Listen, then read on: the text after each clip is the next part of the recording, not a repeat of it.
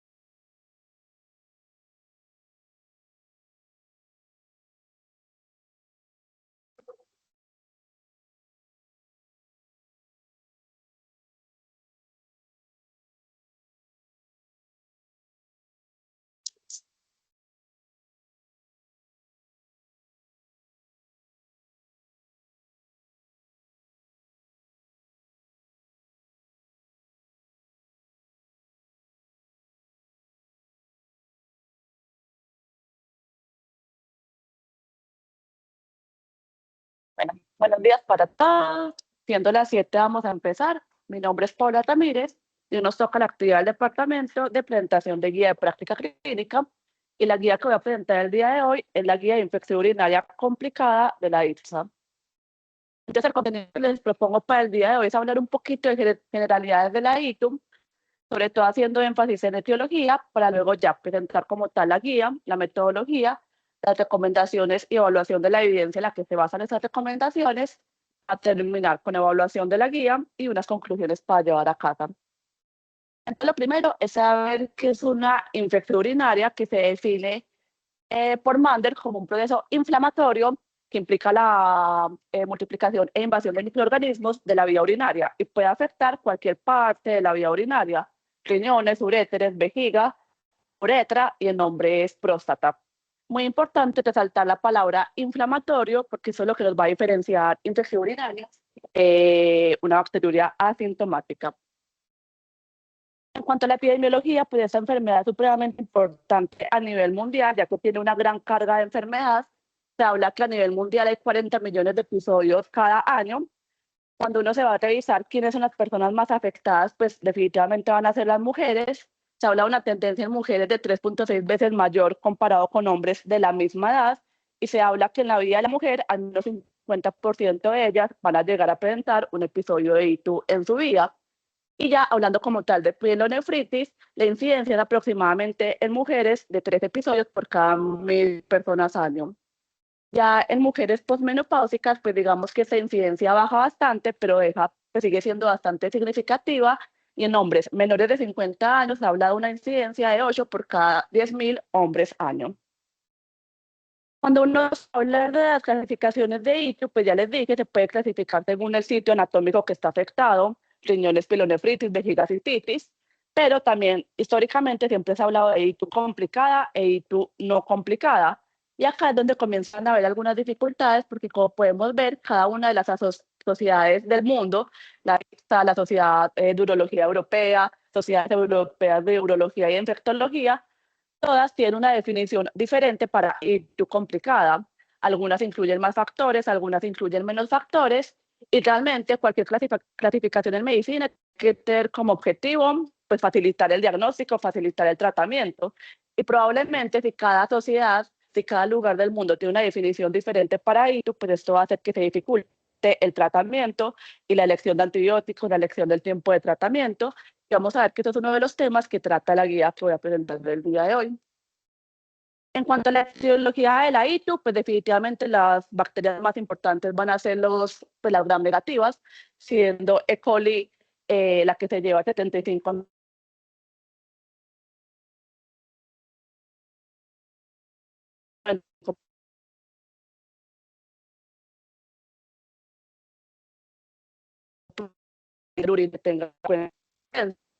En cuanto a los gram positivos, pues el más importante de los gram positivos va a ser el Saprophyticus, el Staphylococcus aureus va a ser en contexto de bacteriemia, pero pues no van a ser los protagonistas realmente, a excepción de los enterococos.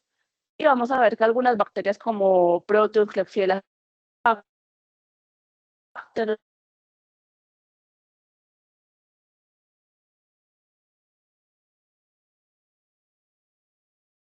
y acá les voy a dar 3 estudios diferentes. Este primero fue publicado en 2012 2014, perdón. Esta fue una corte retrospectiva de un solo hospital de tercer nivel en Medellín. No aclaran cuál hospital es, pero por la lectura uno puede inferir que es Alma Mater o San Vicente. Lo que ellos hicieron es que cogieron urocultivos positivos de pacientes con infección urinaria para caracterizarlos. Al final incluyeron casi 2.000 pacientes y acá a la derecha podemos ver lo que ellos definían como ITUM, que lo definían según los síntomas en mujeres y según los resultados de los urocultivos. Y les quiero mostrar acá que el 94% de los aislamientos correspondían a mujeres y que en cuanto a los adultos mayores, muy relevantes para la medicina interna, un 43% de los aislamientos de los urocultivos positivos en ITU correspondían a adultos mayores. Y cuando vamos a ver la etiología, vamos a ver que definitivamente E. coli es la bacteria más importante, con un casi 70% de aislamiento, seguido de enterococo con un 10%, y Klebsiella en un 8%. Entonces acá ya podemos ir sabiendo cuáles son los aislamientos a nivel local. Ya avanzando más en la línea del tiempo, tenemos este boletín publicado en 2019 por el Grupo Germen. Recordemos que el Grupo Germen en Medellín es un grupo que, entre otras cosas, recoge cultivos realizados en la ciudad para así sacar un perfil de sensibilidades. Y esto es muy interesante porque nos están dividiendo los cultivos dependiendo si son de UCI, no UCI, urgencias y ambulatorios.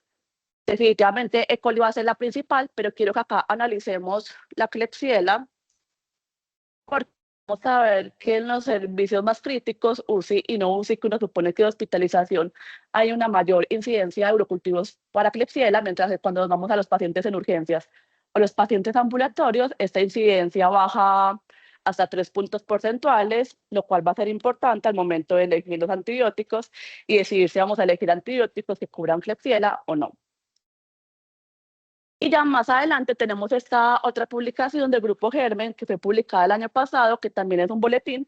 Acá nos están presentando que nuevamente coli es el patógeno principal de los urocultivos en Medellín, seguido por Klebsiella, y podemos ver acá cómo se ha comportado la línea del tiempo, donde pareciera que la prevalencia, la incidencia de Klebsiella ha disminuido, y la de coli pues realmente no ha cambiado bastante en el tiempo.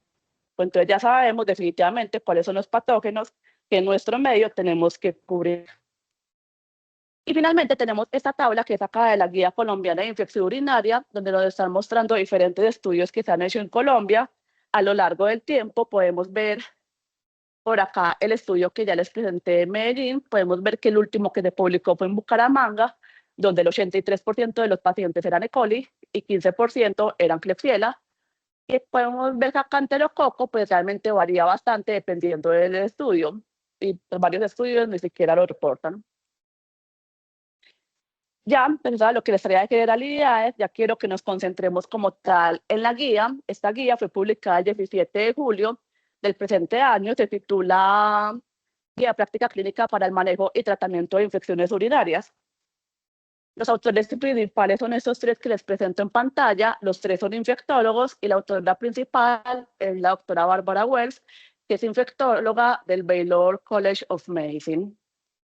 Los motivos para la creación de la guía, así es como empieza la guía, nos están contando primero la importancia de la magnitud de la infección urinaria, que la infección urinaria representa hasta el 50% de las bacterias por gram negativos en adultos, que tiene un costo en salud bastante significativo, por lo que definitivamente es un problema de salud pública. La necesidad de actualizar guías previas de ITU, ya que la última guía que teníamos de la IRSA, que era de infección urinaria no complicada en mujeres, había sido publicada en 2010 y de 2010 hasta ahora no teníamos ninguna actualización.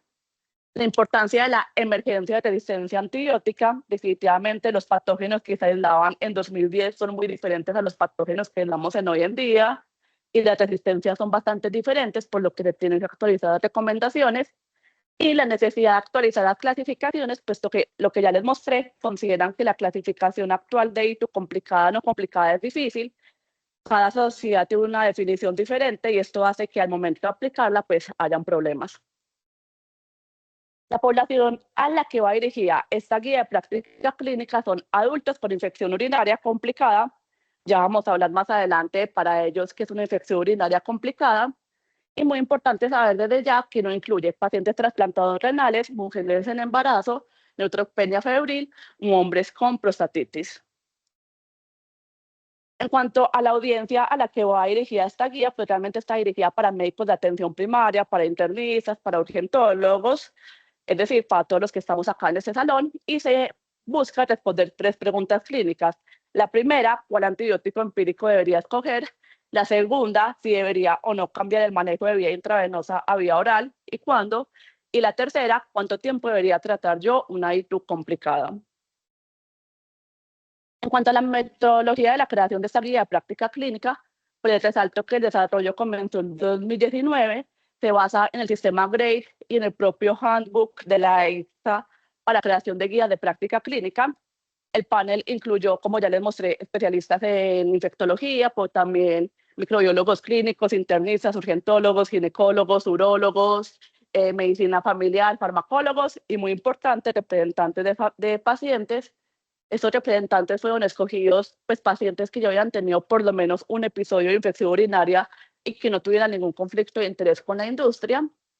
Todos los participantes firmaron, pues, la política de conflictos de interés de la IRSA y en algunos de los capítulos muestran que habían participantes que tenían conflictos de interés, pero escriben cuáles participantes eran, qué conflicto y con qué laboratorio eran. Y como ya les dije, el desarrollo comenzó en 2019, pues no fue publicada sino hasta este año. En cuanto a los desenlaces de interés, pues ellos parten diciendo que probablemente el desenlace que nos interesaría saber a todos es mortalidad. Sin embargo, mortalidad para ITU es bastante complicado por varios motivos. El primero es que cuando vamos a evaluar los estudios aleatorizados, casi siempre se excluye el paciente séptico, el paciente inmunocomprometido, el paciente chocado, es decir, los pacientes con mayor riesgo de mortalidad, por lo que la mortalidad reportada en los estudios clínicos es bastante baja, por lo que esto no se puede realmente extrapolar al mundo real. Por lo que ellos, pues, deciden que el siguiente desenlace de interés, si no puede ser mortalidad, va a ser la cura. Y existen 2 tipos de cura, la cura microbiológica y la cura clínica. Y los autores deciden quedarse con la cura clínica por varios motivos.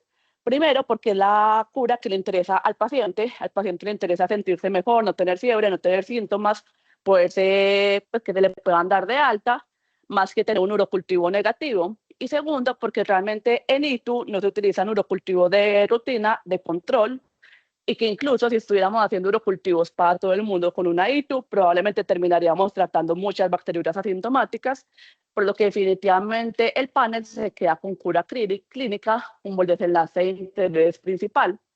Otros desenlaces importantes va a ser la recurrencia de infección, y este umbral de decisión clínica es bastante importante, más adelante se los voy a mostrar, y es que ellos hablan que un antibiótico es aceptable sobre otro mientras tenga un aumento de la falla clínica menor al 10%. Si comparo un antibiótico A con un antibiótico B y el aumento de la falla clínica no es mayor al 10%, el antibiótico A puede seguir siendo recomendado. Esto vamos a ver más adelante, que es bastante importante para las fluoroquinolonas.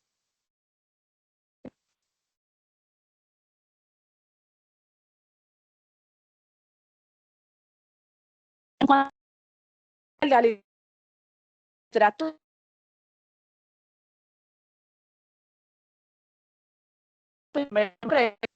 esa es la línea de tiempo que ellos utilizan para la búsqueda de la literatura. Pues hay una franja de tiempo del 2000 al 2024 para conceptos generales, pero como ya había una guía pasada de 2010, pues se hizo una búsqueda de 2008 a 2024 para actualizar esta guía o actualizar los estudios que ya se habían incluido para esta guía. Se priorizaron estudios aleatorizados sobre evidencia observacional. Y una vez había hecho esta revisión sistemática, se hicieron metaanálisis que se presentan con RR, intervalo de confianza 95%, para sobre esos metaanálisis basar las recomendaciones. Las recomendaciones se presentan como fuerte o condicional. Fuertes se recomienda, condicionales se sugieren. Se presentan también puntos de buena práctica clínica, y en el planteamiento de la realización de la guía de práctica clínica se plantea también necesidades de investigación,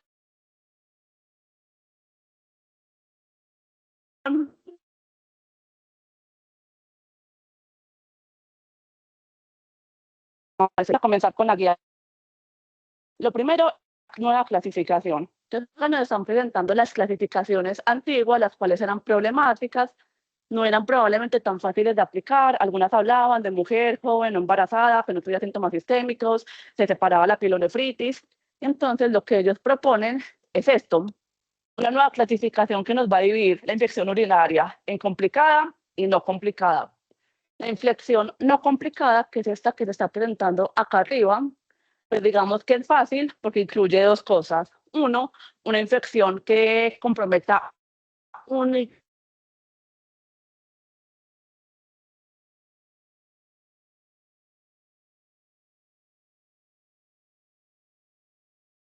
como mujeres. Y ya todo lo que se salga de esta definición de cistitis va a ser la infección urinaria complicada. Entonces, esto va a incluir pielonefritis, pacientes febriles, pacientes bacteriémicos, pacientes con cateterización urinaria.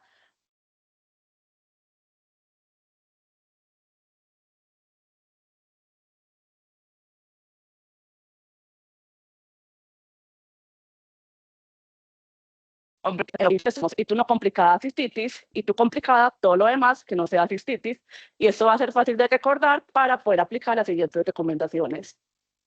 Entonces acá nos comienzan a presentar estas tablas, la tabla 1 y la tabla 2, en la cual nos están profundizando más cuáles van a ser las poblaciones de la ITU complicada y la ITU no complicada. Entonces acá nos están diciendo en esa tabla 1 que la ITU complicada es ese paciente que tiene síntomas que sugieren un compromiso más allá de la vejiga, como fiebre, escalofríos, temblor, náuseas, vómito, dolor en flancos, dolor en ángulos costovertebrales.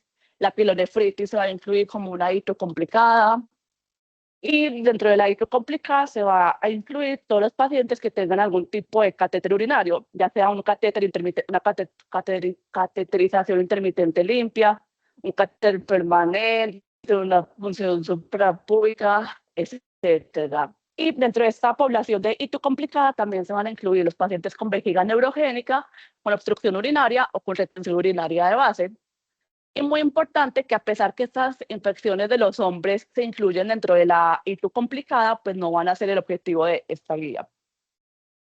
Y ya cuando vamos a ver que es ITU no complicada, entonces un síndrome clínico que afecta únicamente la vejiga, que se va a caracterizar únicamente por síntomas urinarios irritativos, no va a tener fiebre, no va a tener dolor abdominal, no va a tener síntomas sistémicos.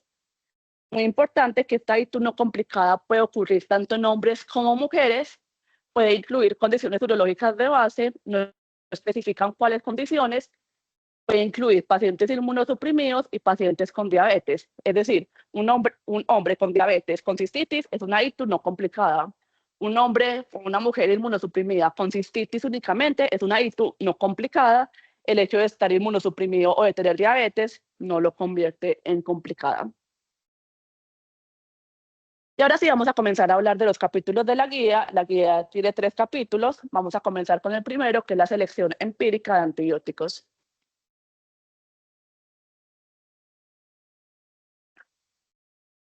Entonces, para la selección empírica de antibióticos nos presentan este enfoque de 4 pasos, que es bastante interesante, porque probablemente se pueda aplicar a otro tipo de infecciones para el médico de urgencia, para el médico de atención primaria. Ya lo vamos a desglosar un poquito más. Y para este enfoque de 4 pasos, nos preguntan si el paciente está séptico o no séptico. Para hablar de sepsis, pues hablaríamos de la definición de surviving sepsis, que habla de una disfunción orgánica grave relacionada con una infección que la caracteriza por un puntaje de Q-SOFA de 2 o más. Y nos hablan que las herramientas como el Q-SOFA o el CIR se pueden utilizar para tamizar o para identificar fácilmente a estos pacientes. Y este es el abordaje entonces que ellos nos proponen. Entonces, primero, yo ya determiné que el diagnóstico de mi paciente es una ITU complicada, es decir, cualquier infección que vaya más allá de la vejiga. El siguiente paso, como muchas cosas en medicina,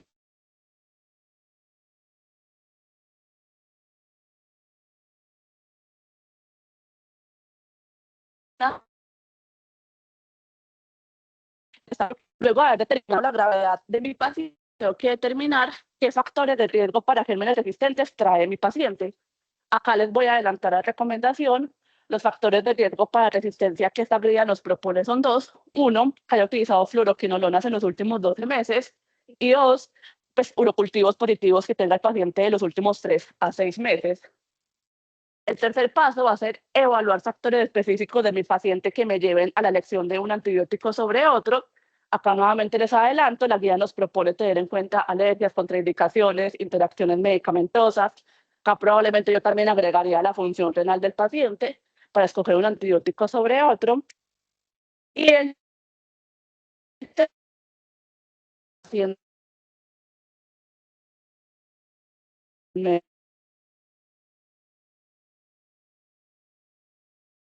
que es un antibiótico, perdón, antibiograma de los últimos 12 meses de la misma institución, tengo una sensibilidad mayor o igual al 90%. En pacientes que están sépticos pero no choqueados, debería escoger antibióticos que tengan una sensibilidad por lo menos del 80%. Esta recomendación parte que hay estudios que han demostrado que en pacientes sépticos la demora en el inicio de un antibiótico apropiado aumenta considerablemente el riesgo de mortalidad, mientras que en pacientes con infección urinaria tipo pielonefritis que no estén sépticos, realmente la demora de la elección del antibiótico apropiado no tiene un aumento significativo de la mortalidad. Por eso es que se da esta recomendación de basarse en antibiogramas previos solamente para los pacientes sépticos. Entonces, acá surge la primera recomendación. En pacientes con ITU complicada, ¿qué antibiótico se debería escoger de forma empírica? Entonces, en pacientes sépticos, se sugiere, es decir, es una recomendación condicional, elegir cefalosporina de tercera o de cuarta generación, piperacilina tazobactam, carbapenémicos o fluoroquinolonas. Y en aquellos pacientes que no están sépticos, se recomienda cefalosporina de tercera o de cuarta, piptazo y fluoroquinolonas. En esos pacientes que no están sépticos, no se recomienda el uso de carbapenémicos. Ambas recomendaciones son condicionales con evidencia muy baja a moderada. Y luego nos presentan esta misma tabla, que es el texto que les acabo de presentar, pero en forma de tabla. Nos están recomendando cuál es el antibiótico preferido y cuál es el antibiótico, pues, la alternativa que se puede utilizar en caso que el preferido no esté disponible o no se pueda utilizar. Acá entonces les quiero mostrar las sensibilidades que tenemos en nuestro medio. Realmente la guía, cuando se va a hablar de esos antibiogramas, habla que deberían ser antibiogramas de los últimos 12 meses de la misma institución. Sin embargo, Medellín, pues tenemos la facilidad que tenemos los reportes o los boletines del Grupo Germen. Acá les estoy mostrando el boletín del Grupo Germen para E. coli de los últimos años. Arriba están los pacientes en urgencias y abajo los pacientes en UCI. Entonces quiero que nos concentremos en esta parte de arriba. Podemos ver que definitivamente los carbapenémicos tienen una sensibilidad cercana al 100% para la E. coli que vendría de la comunidad. Ya vamos a ver que el piptazo tiene una sensibilidad menor del 88.5%.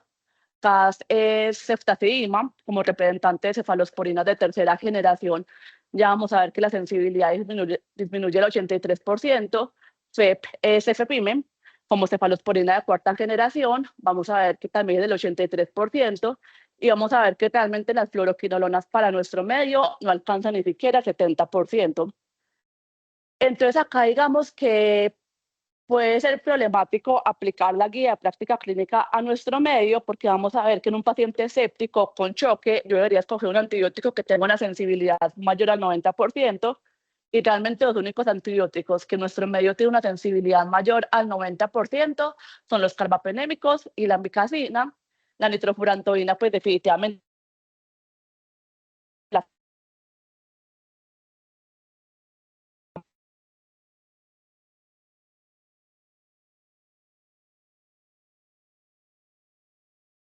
para un paciente chocado solamente podríamos elegir entre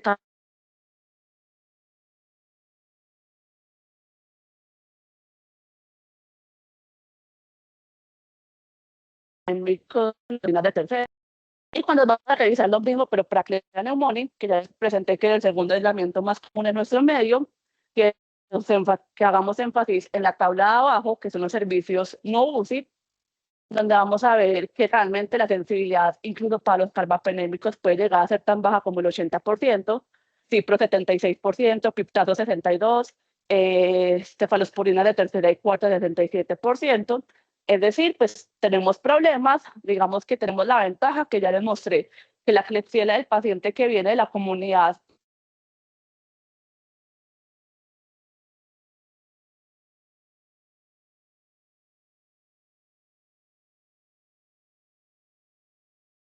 que probablemente la elección del antibiótico la hagamos basados en lo que es E. coli.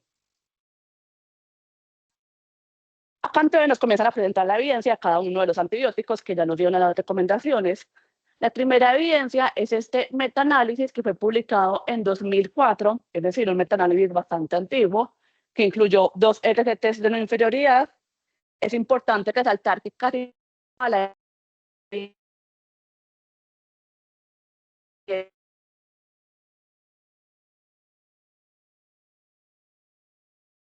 estándar. Estos 2 RCT incluyeron 840 pacientes, la comparación fue Ceftriax versus ertapenem, y vamos a ver que realmente no hay diferencia entre escoger ceftriaxona o escoger ertapenem. Sin embargo, este estudio, recordemos, es publicado en 2004 con el 2000 y el 2012. Y el estudio más reciente que tenemos de ceftriaxona es este estudio coreano de 2012. Nuevamente, en los inferioridades, el comparador es el mismo, ertapenem versus ceftriaxona. Es un estudio muy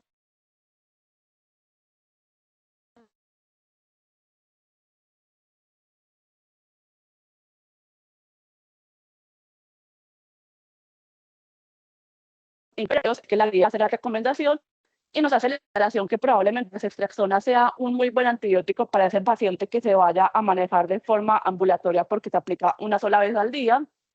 Nos hacen la aclaración que probablemente se puede utilizar de forma intramuscular en aquellos pacientes con lesión medular y con vejiga neurogénica, porque recordemos que es un antibiótico bastante doloroso de aplicar de forma intramuscular. En el resto de pacientes probablemente tenga que aplicar de forma intravenosa con salud en casa. Va a tener menores efectos adversos que el ertapenem. Se va a preferir sobre todo en aquel paciente que no está séptico, y muy importante tener en cuenta aislamientos previos que tenga el paciente o cuál es el riesgo que tiene el paciente de tener beta-lactamasa de espectro extendido. El siguiente antibiótico que nos presenta es el triptazo. Para el triptazo, la revisión sistemática que hicieron los autores arrojó estos 3 estudios. En los 3 estudios se está comparando el triptazo con antibióticos innovadores. Los 3 estudios incluyen en total 243 pacientes y vamos a ver que en cura clínica no hay una diferencia, pues el 88.9 de pacientes con triptazo versus 91.5 de pacientes con comparadores lograron la cura clínica, y vamos a ver que el intervalo de confianza no cruza la línea de no inferioridad. Todos estos estudios son de no inferioridad. Vamos a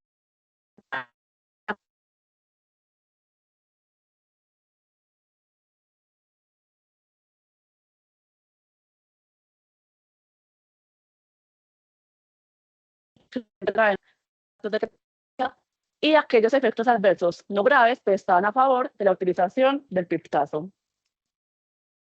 En cuanto a este antibiótico, pues se deben en cuenta que si lo voy a utilizar, en general los betalactámicos yo los debería dar en infusiones prolongadas o continuas. Esto puede hacer que probablemente sea, pues, que presente dificultades en la administración, porque va a ser un paciente que probablemente tenga que tener un catéter venoso central, que tenga una unidad de alta dependencia, donde haya mayor monitoreo por parte de enfermería, y siempre recordar los efectos adversos del triptazo. En cuanto a las fluoroquinolonas, nos presentan esos 3 estudios. Muy importante que esos 3 estudios, el primero es de los años 2000 y el último es de 2018. Los 3 estudios incluían levofloxacina y se comparaba la levofloxacina con antibióticos novedosos. Muy importante que en los 3 estudios la resistencia para la levofloxacina en el primero era del 15% y en el último del 27%. Es decir, definitivamente en la línea del tiempo ha ido aumentando la resistencia a las fluoroquinolonas. Y acá, cuando revisamos la cura clínica,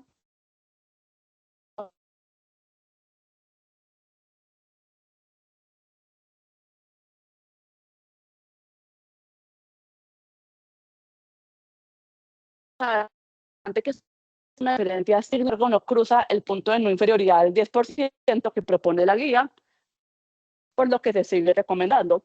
Sin embargo, pues tenemos que tener en cuenta y basarnos en que es un antibiótico que de base tiene una sensibilidad bastante reducida.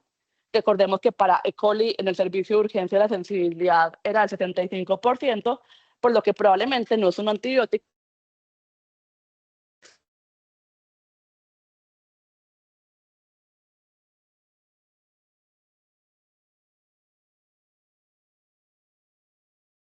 versos vasculares, los tendones, la neuropatía periférica, muy importante la prolongación del QT, entonces para no combinarla con otros medicamentos que prolonguen el QT. Y definitivamente se va a preferir en pacientes no sépticos, porque ya estamos basándonos en que hay una resistencia basal hasta del 30%, por lo que se debería preferir en pacientes no sépticos, donde no aumenta la mortalidad si de entrada el antibiótico no sirve para el patógeno que tiene mi paciente. Y finalmente nos presentan los carbapenémicos. Para los carbapenémicos hicieron una revisión sistemática que arrojó estos 6 resultados. En los ejes está comparando el carbapenémico contra un antibiótico innovador. Esto incluyó 3.500 participantes y vamos a ver que no hay una diferencia significativa o que cruce la línea de no inferioridad entre carbapenémicos y no carbapenémicos. Recomendaciones de los carbapenémicos, pues definitivamente se deberían preferir para el paciente séptico o el paciente chocado, ya que en ellos va a haber un aumento significativo de la mortalidad si yo no escojo un antibiótico apropiado de entrada, y definitivamente no son de primera línea en pacientes que no están sépticos. Ya luego nos hacen una pequeña anotación sobre esos antibióticos innovadores, estos beta-lactámicos con inhibidores de beta-lactamasa, la ceftabi, ceftolozano, tazobactam, etc. Y lo que nos recomienda la guía es que los antibióticos están hechos para patógenos resistentes, que yo ya tenga un antibiograma o una prueba rápida que me demuestre que hay una resistencia. Definitivamente no son para manejarlos de forma empírica. Y en cuanto a antibióticos orales para manejar de entrada, entonces supongamos es una mujer joven que está con fiebre, que está con dolor en ángulo costovertebral, pues está tolerando la vía oral, y yo considero mandarla a la casa con antibiótico oral, pero vamos a ver que nos encontramos con varios problemas, porque las fluoroquinolonas ya les demostré que tienen una alta resistencia. El trimetoprim sulfato metoxazol también, la moxiclavolanato también. Digamos que se habla que históricamente se ha hecho una conducta que es dar una dosis única intrahospitalaria de aminoglicosio o de ceftriaxona mientras se tiene el resultado del urocultivo. Pues los autores dicen que a pesar que es una práctica que se usa normalmente, pues hay pobre evidencia que la respalde, y definitivamente la nitrofurantoína y la fosfomicina oral no son antibióticos para dar en una ITU complicada. Entonces, realmente lo que nos dicen los autores es que no hay ninguna recomendación formal en cuanto al uso de antibióticos orales como primera línea en pacientes con ITU complicada. Acá pues ya están haciendo las recomendaciones en cuanto a los factores de riesgo del paciente y los factores propios del paciente. Esto ya se los había comentado. Yo debería evitar antibióticos de los cuales yo ya tengo la sensibilidad propia del paciente o un urocultivo de mi paciente los últimos 3 a 6 meses. Y si mi paciente los últimos 12 meses recibió fluoroquinolonas, pues debería evitar volverlo a exponer a fluoroquinolonas de forma empírica por el riesgo de resistencia. En cuanto a los factores propios del paciente, pues realmente me hablan de riesgos de alergia, de contraindicaciones y de interacciones farmacológicas.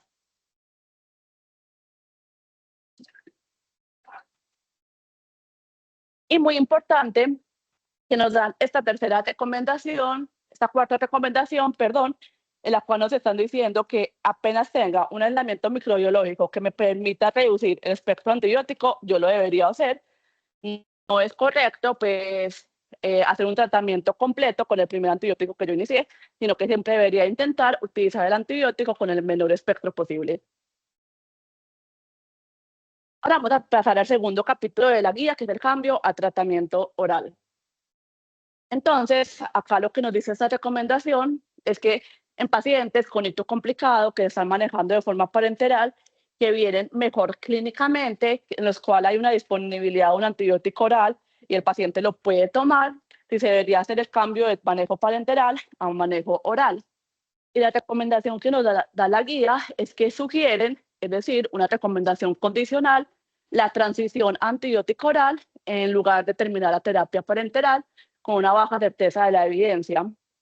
Y nos dan esa segunda recomendación, que incluso en aquellos pacientes con bacteriemia que vengan mejor, se sugiere la transición de paso de tratamiento intravenoso a tratamiento oral. Esto pues con el asterisco de que aquel paciente con bacteriemia pues debe venir a febril, no dicen por cuántos días a febril, pero debe venir a febril, hemodinámicamente estable, y que se haya logrado el control de la fuente o que si el paciente tenía una obstrucción urinaria, pues se haya desobstruido. Entonces ya sabemos que tanto en pacientes bacteriémicos como no bacteriémicos con ITU complicada, que vienen clínicamente mejor, se sugiere el switch de antibiótico intravenoso a antibiótico oral. Realmente ellos acá no nos están diciendo en qué momento se debería hacer este cambio, pero cuando vamos a revisar la evidencia, vamos a ver que la revisión sistemática de los autores arrojó estos 4 estudios que realmente pues, solamente incluían 1.182 participantes. En estos 4 estudios, el cambio de antibióticos se hacía en el día 3 o 4. Entonces, a pesar que la recomendación formal no nos dice cuándo deberíamos hacer este cambio, pues basados en la evidencia primaria, pues ya sabemos que se debería hacer entre el día 3 o 4. Muy importante, estos estudios excluyeron gestantes, pacientes sépticos, inmunosuprimidos, con enfermedad renal crónica grave, con anormalidades estructurales de la vía urinaria o con uso de catéteres, por lo que probablemente a este tipo de pacientes no se pueda extrapolar esta recomendación. Y vamos a ver que cuando ellos hacen el metaanálisis de esos 4 estudios, pues vamos a tener una cura clínica que no cruza el umbral de no inferioridad. Realmente para recurrencia los autores hablan que el tamaño de muestra era muy pequeño. En cuanto a efectos adversos relacionados al catéter y ve que hay una diferencia a favor, obviamente, del cambio a manejo oral. En cuanto a efectos adversos a serios no hay diferencia. Y acá copié lo mismo 2 veces. Consideraciones especiales, y es lo que ya les dije. Entonces, estos estudios, casi todos fueron, mejor dicho, todos fueron manejados con fluoroquinolonas orales o con cefalosporinas de tercera o cuarta generación. Entonces, es importante que en aquellos antibióticos que no son fluoroquinolonas, pues hay muy poca evidencia.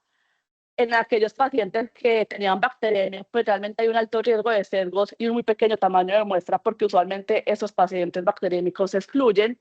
Aquellos inmunocomprometidos con enfermedad renal crónica avanzada o con alteración anatómica de la vía urinaria, pues están representados por un número muy pequeño. En aquellos que tienen catéter urinario no se da ninguna recomendación formal, y eso es algo en lo que la guía hace constantemente énfasis, y es que en los hombres siempre, siempre, siempre se debe descartar una prostatitis.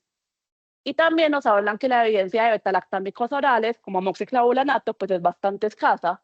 Entonces, esta recomendación de hacer el cambio de antibiótico parenteral a antibiótico oral, probablemente en ese tipo de pacientes, bacteriémicos, inmunosuprimidos, con enfermedad renal crónica avanzada, con alteración de la vía urinaria, pues probablemente toque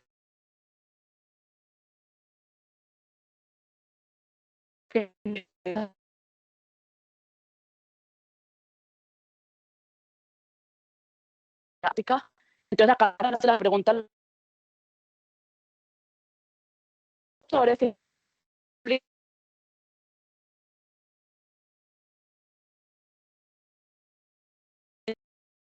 que dice la guía es que usted sugiere una recomendación condicional, un ciclo más corto de antibióticos versus un ciclo más largo, y nos lo divide entre antibióticos fluoroquinolonas y no fluoroquinolonas.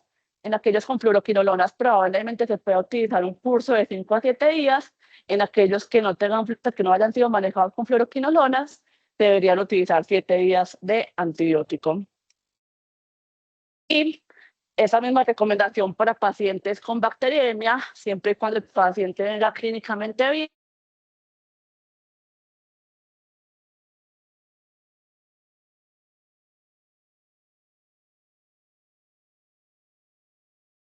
porque no baja certeza en la evidencia.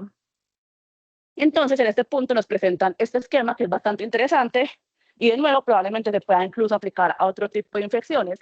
Entonces, si empezamos con la parte izquierda del esquema, tenemos el paciente que viene mejor clínicamente. Entonces, ya una vez yo tenga en la mano un antibiograma, debería evaluar si hay antibióticos susceptibles que tengan presentación oral. Debería hacer el cambio al agente oral.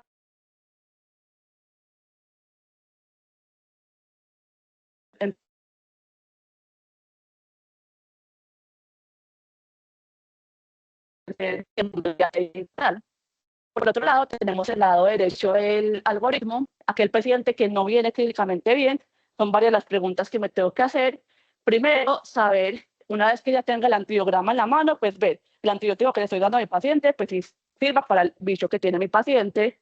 Segundo, evaluar que el paciente no vaya a tener una fuente no resuelta, que el paciente no vaya a tener un acceso perirenal, que el paciente no vaya a tener una obstrucción urinaria, que explique por qué el paciente no viene mejor.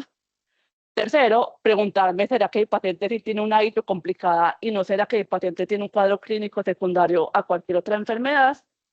Y todas esas preguntas ya las respondí y ya las ajusté. Pues lo último sería planear un curso de antibiótico más largo. En cuanto a la evidencia, pues la revisión sistemática de los autores arrojó 10 estudios que comparaban cursos cortos, menores a 7 días, versus cursos largos, mayores a 7 días. Acá en la parte inferior les estoy mostrando que los estudios que trataban por menores días eran 5 días y los que trataban por más días eran por 14 días. Muy importante tener en cuenta que esos estudios son desde el 94 hasta el 2019, es decir, tenemos una franja de tiempo de casi 25 años. De todos los participantes, 2/3 de los participantes eran mujeres. Y acá les quiero resaltar, pues lo que ya sabemos, 9 de 10 estudios eran de no inferioridad, pero 7 de 10 estudios usaron fluoroquinolonas, por lo que realmente la evidencia fuerte va a estar es con las fluoroquinolonas y no con otros antibióticos. Cuando nos vamos al metaanálisis, vamos a ver que en cura clínica no hay diferencia en usos largos, mayores a 7 días versus cursos cortos. Vamos a ver que no hay diferencia en cura microbiológica, en recurrencia a 180 días, en transmisión o hospitalización y en efectos adversos, pues todo a favor a utilizar cursos cortos de antibióticos. Sin embargo, nuevamente nos dan esa advertencia y es que en estos 10 estudios que se incluyeron había muy pobre representación de pacientes con catéter urinario, inmunocomprometidos, con acceso de las vías urinarias, con enfermedad renal crónica, hombres con prostatitis, con obstrucción urinaria, por lo que probablemente en ese tipo de pacientes sea muy importante individualizar cuánto va a ser la duración total del tratamiento. Y nos dan esta recomendación en aquellos pacientes febriles donde exista la sospecha diagnóstica de prostatitis, pues probablemente sea adecuado completar 10 a 14 días de antibiótico. Entonces, ya para terminar, vamos a hacer la lectura clínica de la guía de práctica clínica. Esto basado en las recomendaciones de JAMA. Para la primera, si las recomendaciones son claras y viables, pues las intervenciones son claras las intervenciones, alternativas y acciones recomendadas, al igual que los pacientes a los que están dirigidas. Acá le doy el punto bueno. Desde el comienzo nos están diciendo cuál es la población para esta guía de práctica clínica, cuál población se excluye. La evidencia fue resumida usando métodos de revisión sistemática rigurosos. Sí, como ya les mostré, para cada una de las recomendaciones hacía una revisión sistemática con su respectivo metaanálisis. El grupo de expertos sí consideró resultados importantes para los pacientes. Como les dije, se priorizó cura clínica versus cura microbiológica, porque la cura clínica es la que realmente le va a importar a mi paciente. En esta cuarta pregunta, ¿el panel consideró adecuadamente la magnitud del efecto y la importancia relativa a los resultados? Sí, como les mostré, para cada recomendación se hizo un metaanálisis, nos dio el RR con el intervalo de confianza y como vamos a ver, realmente casi todas las, todas las recomendaciones son condicionales, con evidencia muy baja, en el mejor de los casos, modelada de la evidencia. En cuanto a si el panel consideró todos los factores relevantes para realizar recomendaciones, pues digamos que consideraron el desenlace de interés, hubo participación de pacientes, pero no hubo consideración de aspectos económicos, por lo que acá le daría un más o menos. Si es apropiada la fuerza de las recomendaciones, sí, como les dije, ninguna recomendación va más allá de sugerimos y de una certeza de la evidencia moderada, y ellos aceptan cuáles son los pacientes que fueron pobremente representados en los estudios y a cuáles pacientes no se les debería aplicar la recomendación. En cuanto a si el panel evitó que los conflictos de interés influyeran en sus juicios, pues realmente esto cuando yo lo estaba hablando con el profe Fabián Jaime es difícil, pero por lo menos en la guía ellos declaran que todos los autores firmaron un documento y pues hay un apartado donde explican cada autor que tenía un conflicto de interés con la industria, qué tipo de conflicto de interés era y con cuál farmacéutica era, por lo que les doy el visto bueno. Y finalmente, si esta guía de práctica clínica es aplicable a nuestro medio, pues realmente sí. Vamos a ver que es bastante interesante que ellos nos den este algoritmo de 4 pasos, donde siempre nos hacen recordar que nos tenemos que preguntar qué factores de riesgo trae nuestro paciente para resistencia y mirar antibiogramas previos. Pues, por ejemplo, ya sabemos que a pesar que la guía recomienda fluoroquinolonas, ya sabemos que en nuestro medio las fluoroquinolonas pues, no van a ser un antibiótico adecuado para el manejo empírico. Y realmente todos los antibióticos de los que nos habla la guía son antibióticos que nosotros tenemos disponible en nuestro medio. Entonces, ya para terminar, pues conclusiones. El primero es que esta guía plantea una nueva recomendación para ITU complicada e ITU no complicada. Recordemos, ITU no complicada es cualquier infección urinaria que afecte únicamente la vejiga, independiente del género o independiente de otras comorbilidades del paciente. Y todo lo que se salga de esto va a ser una ITU complicada. Nos hablan mucho de la importancia del enfoque de 4 pasos, siempre empezando por la estabilidad del paciente, factores de riesgo para resistencia, factores propios del paciente y sensibilidades locales. En pacientes que vengan con una buena evolución clínica se favorece el cambio de antibiótico intravenoso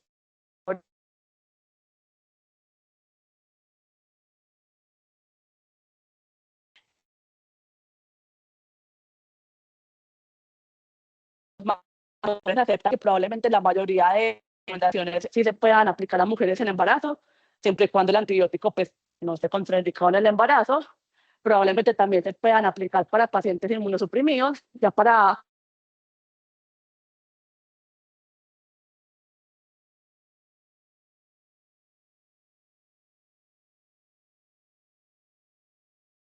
el paciente, quién es mi paciente, qué contexto sociodemográfico tiene, qué clínica tiene, está bacteriémico o no, viene mejor o no, tengo disponibilidad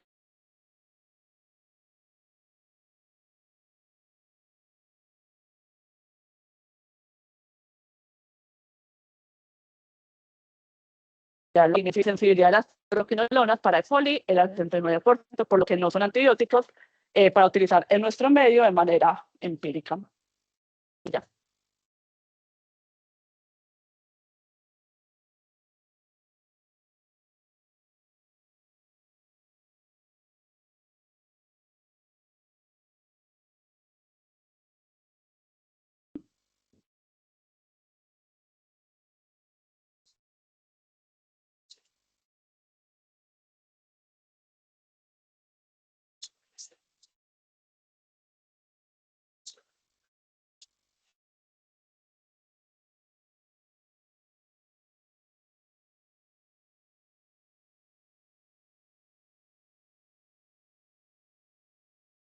Con Cipro, y ya te...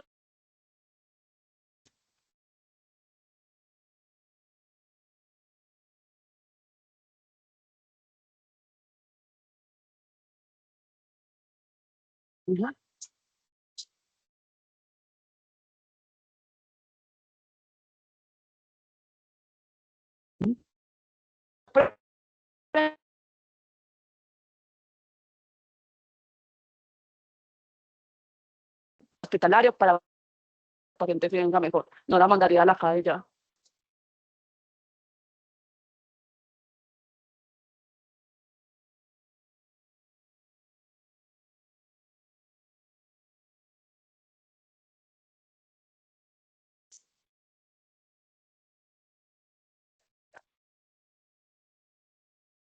Pero la dije que City, o sea, sí entra.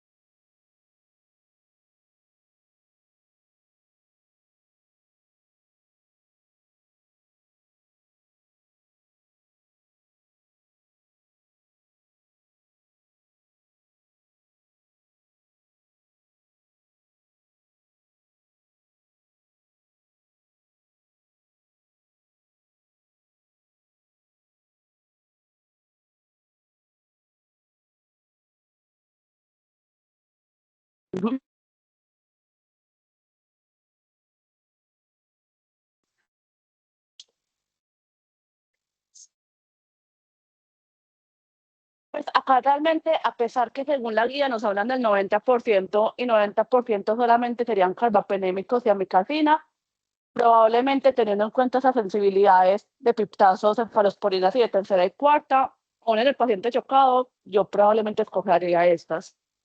Pues de cefepime hacia la izquierda, hacia la derecha.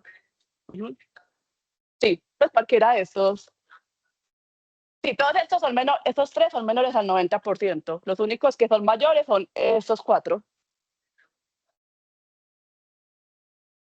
El tasa hoy está en 88.5. Ujú. Ah, sí, sí, eso cuando estábamos revisando las recomendaciones nos parecía que era muy complicado para nuestro medio, para pena para todos. Es complicado.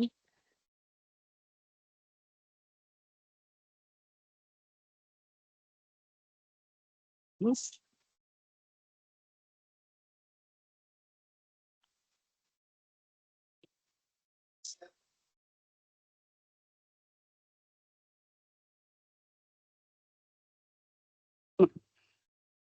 Probablemente sí. Pues toca, primero, pues que drene el foco, segundo, ver la evaluación clínica, pero probablemente yo me iría con más de 7 días.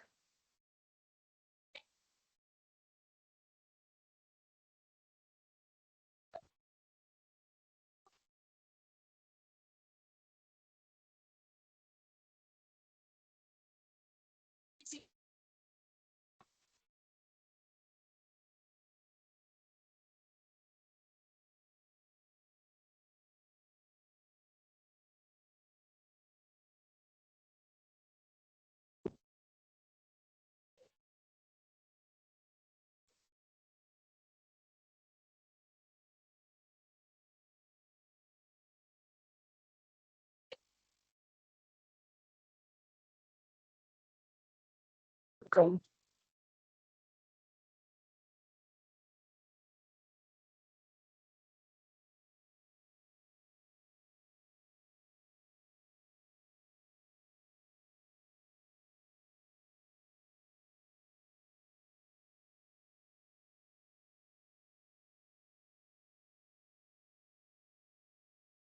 No, claro,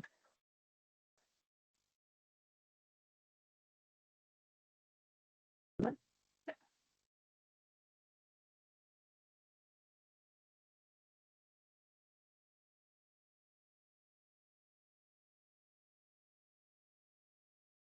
Mm,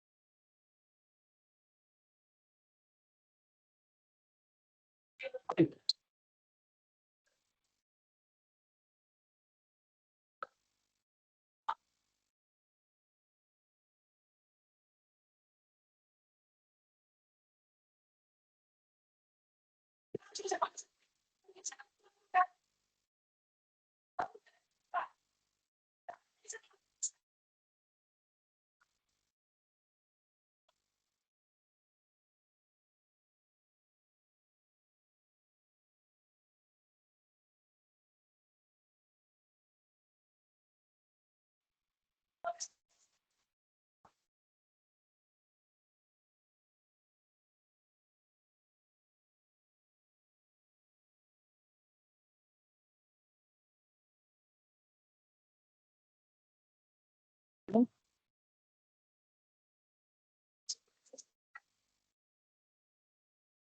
Pues mira,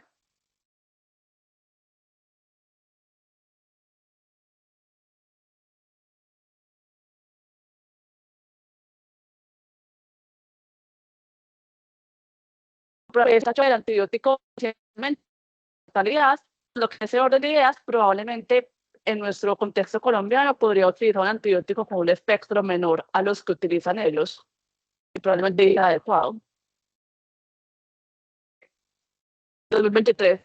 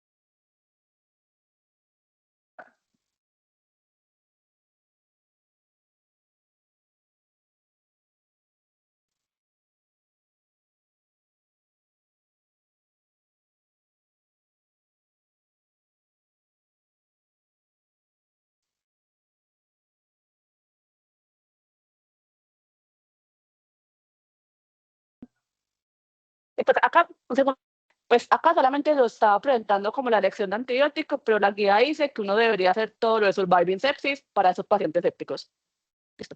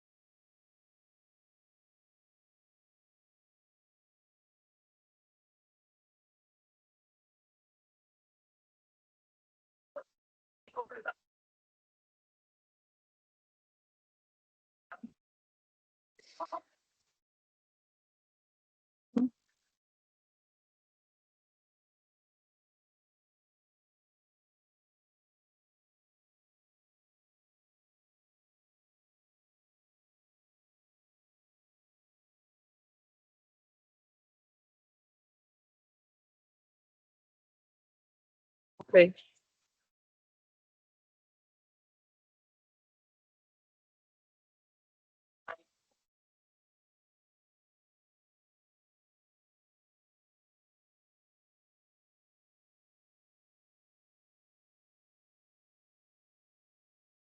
Ujú,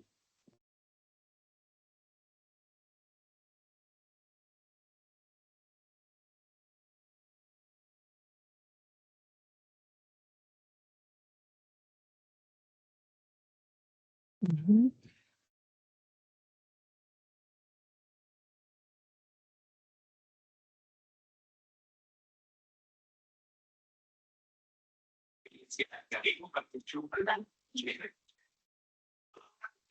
ujú,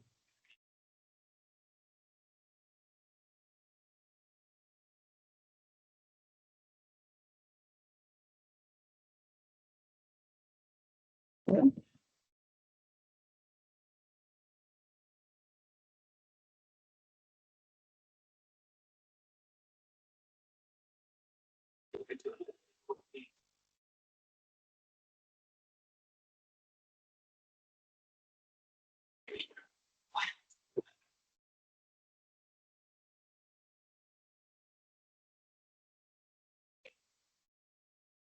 ujú,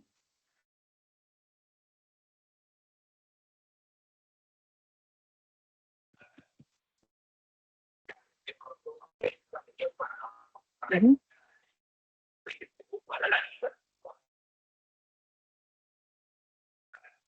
Entonces, acá una cosa a aclarar es que cuando uno lee el primer capítulo de metodología, ellos acá ponen una cuarta pregunta que es sobre imágenes de finitud complicada, pero no la desarrollan. Entonces uno queda como, ah, bueno.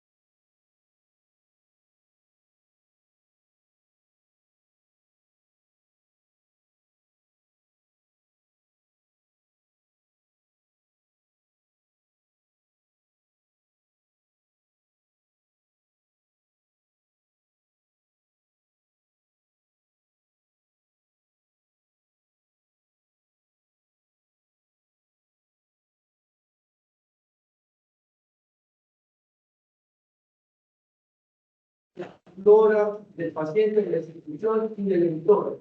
Todos estos factores son los que usted debe tener en cuenta a la hora de elegir un antibiótico, a lo que sea, lo que tiene comunidad, infección urinaria, todo lo que sea. Y tener en cuenta no solamente que va a tratar de curar el paciente, sino que va a tratar de evitar el mayor daño colateral posible por el uso irracional de ese antibiótico.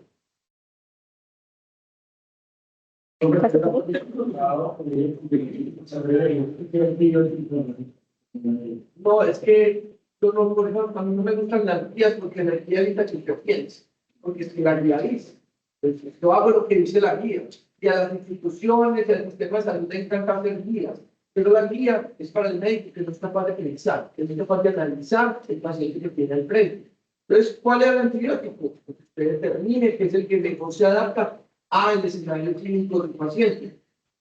Si está inmunosuprimido, si está chocado, si está séptico, si es pielonefritis, si tiene un absceso, si tiene una prostatitis, si esa prostatitis está observada. Bueno, usted reúne todos esos factores clínicos, imagenológicos, epidemiológicos, usted es muy capaz de tomar la decisión. No por lo que dice la guía, sino por lo que le indica su paciente de acuerdo a la epidemiología local. Y usted reúne todos los factores que dice, el menor se que el paciente puede que se atrapa en el perfecto, puede que se hace regular también, o algo de menor espectro, pero eso, y no me gusta dar recomendaciones precisas porque es que es que yo tengo que hacerlo, yo no me las sé todas, ni tengo la última palabra, planteen el paciente y el escenario clínico, y yo de acuerdo a eso le digo, ¿cuáles son sin ningún entonces, a ver, ¿qué antibiótico en los últimos 6 meses? ¿Cuáles han sido los objetivos? ¿Tienen el como la citocopia? ¿Qué tipo de inmunosupresión recibe?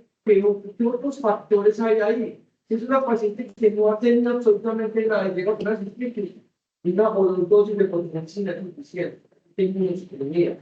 Está en choque séptico, como decía, de acuerdo a todos los factores, inicial, un sepeltine o un carro que hasta una zona, dependiendo de toda la actividad que alrededor, porque todos son bactericidas. Y usted lo que necesita en un paciente séptico es un bactericida. Por eso la quinolona no es buena ahí, por eso la capena no es buena ahí, porque la distribución de la farmacocinética y farmacocinética no favorece que se pueda utilizar en ese escenario. No es necesario que farmacocinética tercera nunca en ese paciente, por el impacto que voy a tener en la prueba.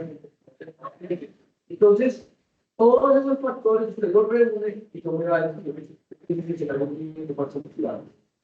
Siempre pensamos que no hay la premisa que nos distingue, para que nos distingue solamente nos distingue, pero ninguno contribuye como el garantía de la lógica con el cambio que hicieron a la persona que tiene que ver con pero usted sí ve el paciente de básicamente cómo está y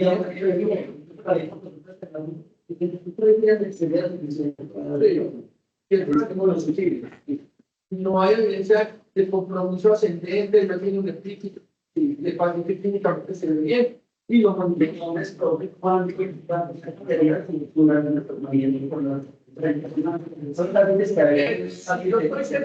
tiene prostatitis, sí. Si tengo cualquier media duda de que pueda tener prostatitis, sobre todo en los hombres jóvenes, yo estoy más tranquilo, porque es raro que un hombre joven tenga prostatitis, pero ya en un hombre mayor de 50 años, yo ya empiezo a dudar cuál es la diferencia entre menores y mayores de 50 años con respecto al riesgo de prostatitis.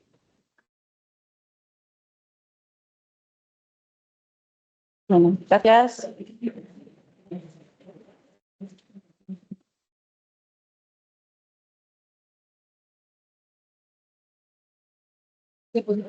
No, no.